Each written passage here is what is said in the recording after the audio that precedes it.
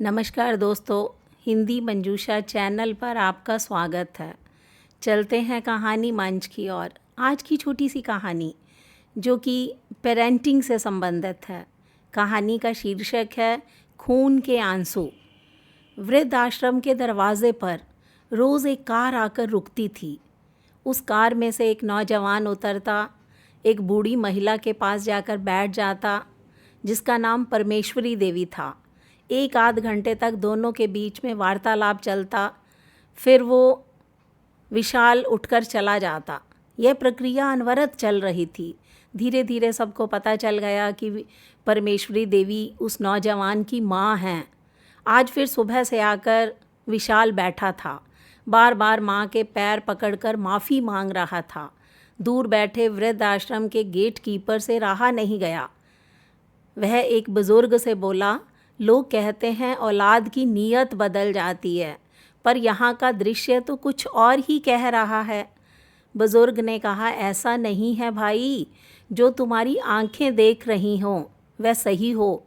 कोई बात तो ज़रूर होगी, तभी लोग वृद्ध आश्रम के दरवाजे तक आते हैं।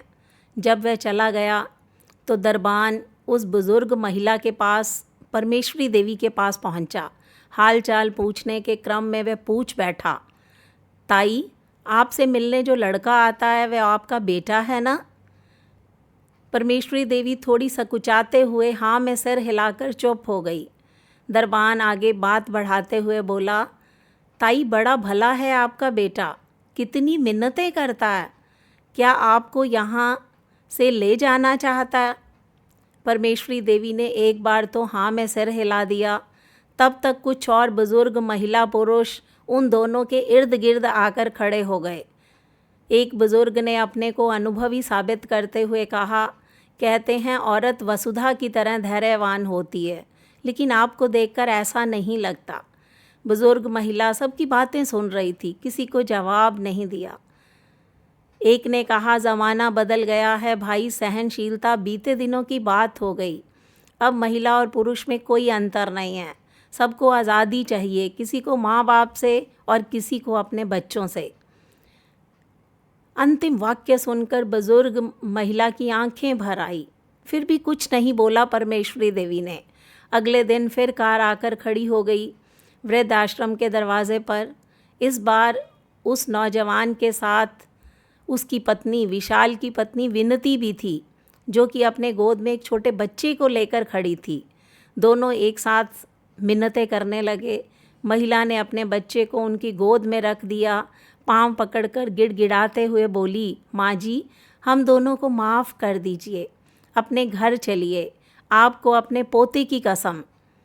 दरबान से रहा नहीं गया, बोला, बेटा, तुम्हारी माँ नहीं जाना चाहती तो क्यों ज़बरदस्ती ले जाना चाहते हो? तुम लोग जैसे औलाद भगवान सबको दे, वरना आजकल के बच्चे जानबूझकर माँ बाप को वृद्ध आश्रम में छोड़ आते हैं।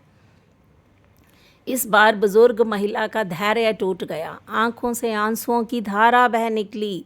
अपने आंचल से आंसुओं को रोकते हुए बोली, आप शायद नहीं जानते दरबान जी, पति के दुनिया से जाते ही मेरी सारी जमा पूंजी इन दोनों ने लगा दी। रोज़ एक रोटी के लिए मुझे घंटों इंतज़ार करना पड़ता था। खरी खोटी सुनाकर रात रात खून के आंसू रुलाया है इन लोगों ने। अंत में मुझे घर से चले जाने को कहा।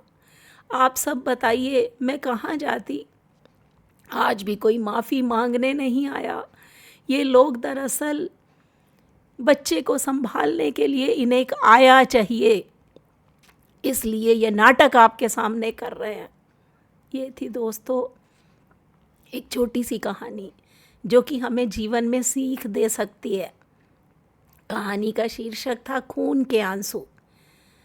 ये कहानी आपको कैसी लगी, इस पर अपनी प्रतिक्रिया दीजिए। हिंदी मंजूषा चैनल को सब्सक्राइब कीजिए। मिलते हैं अगली वीडियो में, तब तक के लिए बाय बाय।